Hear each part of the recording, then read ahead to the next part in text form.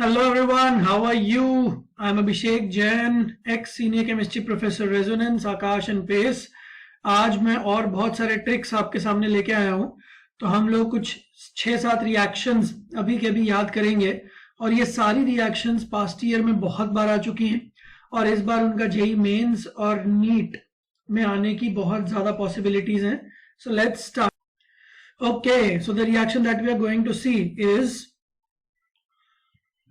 Phosphorus की reaction NaOH से होगी तो क्या होगा, सल्फर की रिएक्शन NaOH से होगी तो क्या होगा, क्लोरीन की रिएक्शन NaOH से होगी तो क्या होगा, HNO3 को हीट करेंगे, HNO2 को हीट करेंगे तो क्या होगा, H3PO3 को हीट करेंगे तो क्या होगा। तो ऐसी कुछ रिएक्शंस हम लोग देखेंगे अभी।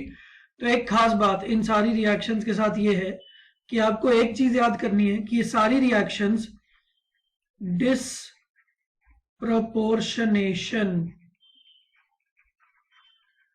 रिएक्शंस हैं।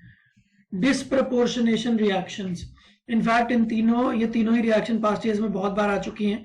तो इन तीनों के लिए देखते हैं। सबसे पहले तो पीरियोडिक टेबल में फॉस्फोरस, सल्फर, क्लोरीन ये तीनों एक साथ आते हैं, ठीक है, ये एक ही पीरियड के एलिमेंट्स हैं। तो इन तीनों की रिएक्शन NaOH के साथ आपको एक ही साथ याद करनी है, that it is disproportionation. Disproportionation में क्या होता है, जब कोई एक ही एलिमेंट ऑक्सीडाइज भी हो जाता है और रिड्यूस भी हो जाता है, मतलब उसको ऑक्सीडेशन नंबर इंक्रीज भी हो जाता है और डिक्रीज भी हो जाता है, ठीक है। तो हम लोग इसको देखते हैं कि कैसे हम इसको याद रखेंगे, ठीक है। चलिए पहले हम क्लोरीन के साथ देखते हैं। तो क्लोरीन के साथ NaOH की रिएक्शन दो तरीके से होती है। अगर NaOH कोल्ड और डाइल्यूट कंडीशन में हो तो अलग, और अगर NaOH hot and concentrated condition में हो तो अलग। तो होगा दोनों में डिसप्रपोर्शनेशन, बस थोड़े प्रोडक्ट्स चेंज होंगे। एक प्रोडक्ट जो कॉमन है दोनों में वो है NaCl, ठीक है। दूसरा प्रोडक्ट चेंज होगा।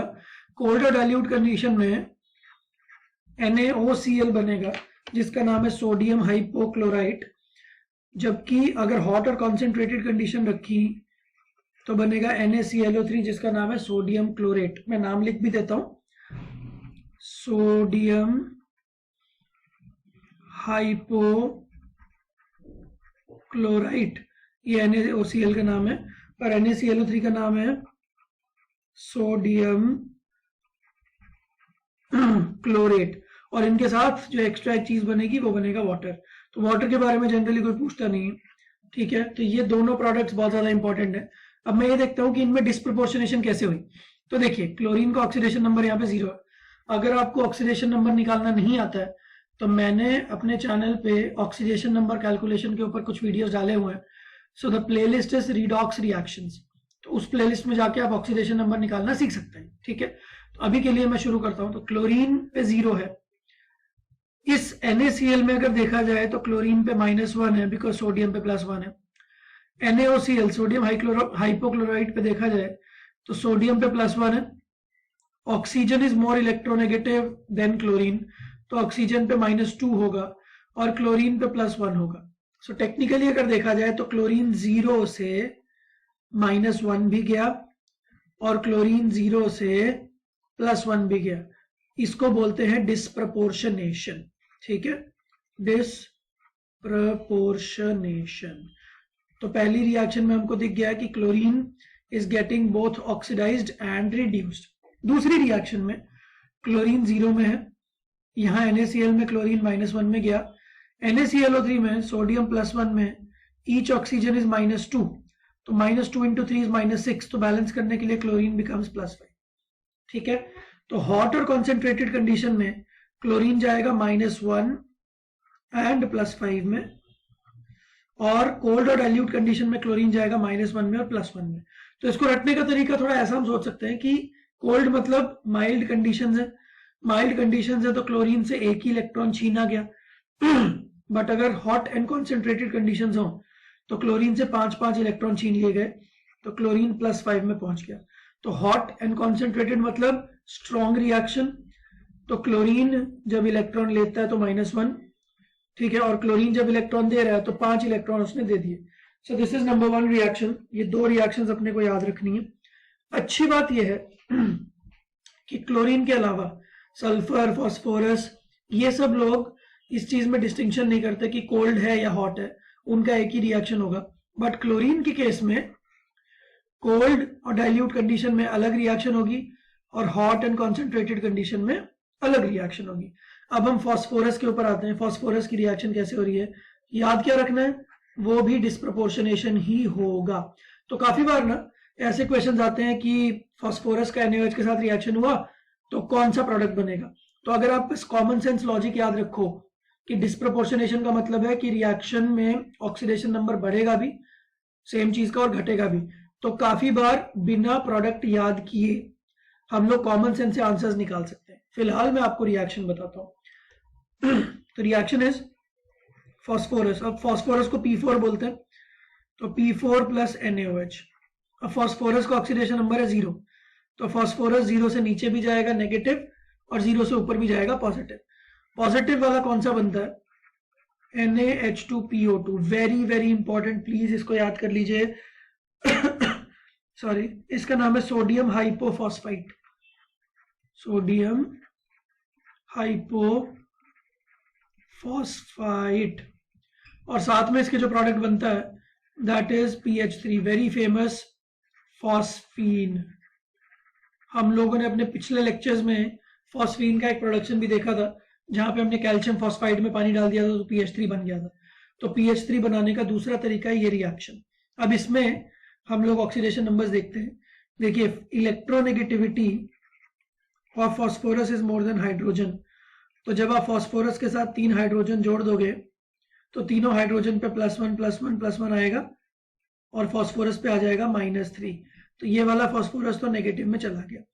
NaH2PO2 में फास्फोरस इज एक्चुअली +1। हम लोग कैलकुलेट करके देखते हैं।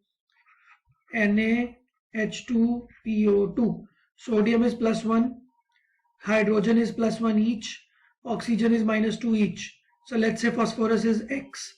So sodium +1, hydrogen +1 into 2 +2, oxygen is -4, phosphorus is X, सबका एडिशन हो गया 0, तो X की वैल्यू आ गई +1। तो ये ऑक्सीडेशन नंबर निकालने का एक तरीका है। तो हमको एक चीज दिख रही है कि फास्फोरस 0 से +1 में भी गया और फास्फोरस 0 से -3 में भी गया, तो फास्फोरस का डिस्प्रपोर्शनेशन हो रहा है। वेरी इंपॉर्टेंट रिएक्शन, इसको आप अभी के अभी याद कर लीजिए, ये बहुत ज्यादा इंपॉर्टेंट है। Next reaction is sulphur plus NaOH। अब सल्फर जनरली एसिड स्टेट में होता है, तो आप नॉर्मल सल्फर भी लिख सकते हैं, एसिड भी लिख सकते हैं, नो बिग डील। सल्फर के जो प्रोडक्ट्स बनते हैं that is Na2S, sodium sulphide, and Na2SO3, sodium sulphite. ठीक है, इनमें देखते हैं सल्फर यहाँ पे 0 है, जबकि यहाँ पे सल्फर है -2, और यहाँ पे सल्फर कितना होगा, sodium is +1 each, oxygen is -2 each, तो sulphur comes out to be +4। तो सल्फर 0 से -2 भी जा रहा है, सल्फर 0 से +4 भी जा रहा है। आई हाईली रिकमेंड कि अगर आपको ऑक्सीडेशन नंबर निकालना नहीं आता है तो आप मेरा वो वीडियो देख लीजिए, ठीक है, जो कि रिडॉक्स रिएक्शंस की प्लेलिस्ट में है, और वहां पे आपको एक और अच्छा वीडियो मिलेगा, short tricks of balancing a redox reaction. यहाँ पे मैं बैलेंसिंग आपको नहीं सिखाऊंगा, बट उस वीडियो में इन सारी रिएक्शंस की बैलेंसिंग भी आपको मिल जाएंगी। तो यहाँ पे सल्फर 0 से -2 भी गया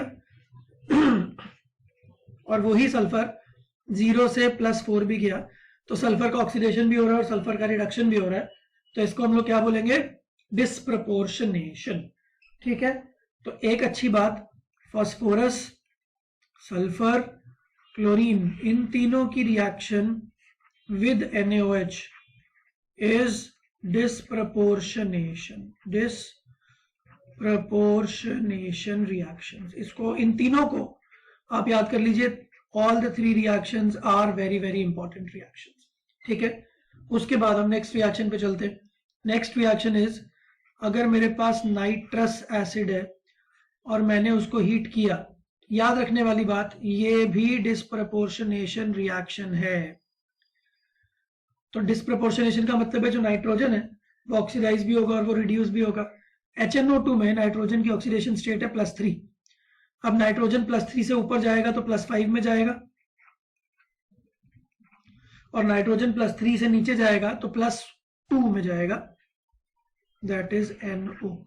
तो ये आपको याद रखना है। HNO2 on heating gives HNO3 + NO। NO में ऑक्सीजन पे -2 है तो नाइट्रोजन पे +2 है। अच्छा, नाइट्रोजन और ऑक्सीजन में ज्यादा इलेक्ट्रोनेगेटिव कौन है? इलेक्ट्रोनेगेटिविटी के हिसाब से oxygen is more than nitrogen, hence oxygen पे नेगेटिव आएगा और नाइट्रोजन पे पॉजिटिव आएगा। तो यहाँ पे हमने देखा कि नाइट्रोजन +3 से +5 में भी गया और नाइट्रोजन +3 से +2 में भी गया। तो +3 में वो ऑलरेडी था, +3 से ऑक्सीडाइज होके +5 में भी गया और +3 से रिड्यूस होके +2 में भी गया। So this is called as disproportionation. Another reaction of disproportionation is, अगर आपके पास फॉस्फोरस एसिड है और आपने उसको हीट किया तो बन जाएगा फॉस्फोरिक एसिड एंड PH3। ठीक है, फॉस्फोरस एसिड में फॉस्फोरस है +3 में, फॉस्फोरिक एसिड में फॉस्फोरस है +5 में, और PH3 ये हमने पहले भी देखा था, फॉस्फीन नाम होता है इसका, वेरी इंपॉर्टेंट कंपाउंड। फॉस्फीन में फॉस्फोरस है -3 में। तो फॉस्फोरस स्टार्टिंग में +3 में था, +3 से ऑक्सीडाइज होके +5 में भी गया और +3 से रिड्यूस होके -3 में भी गया। तो इसका नाम भी क्या है? डिस्प्रपोर्शनेशन। ठीक है, तो ये सारी रिएक्शंस जो हमने देखी अभी, इन सब में डिस्प्रपोर्शनेशन हो रहा है। तो आप इन सबको एक साथ याद करिए सो दैट आपको एक भी याद रहे तो बाकी सारी उससे कनेक्ट हो जाए। और ये सारी रिएक्शंस आपके अपकमिंग एग्जाम्स के लिए बहुत ज्यादा इंपॉर्टेंट है। So please make sure that you remember all the products of these reactions. मैं आगे आने वाले वीडियोस में और अच्छी अच्छी ट्रिक्स आपके लिए लेके आता रहूंगा। So you just keep preparing well. Thank you.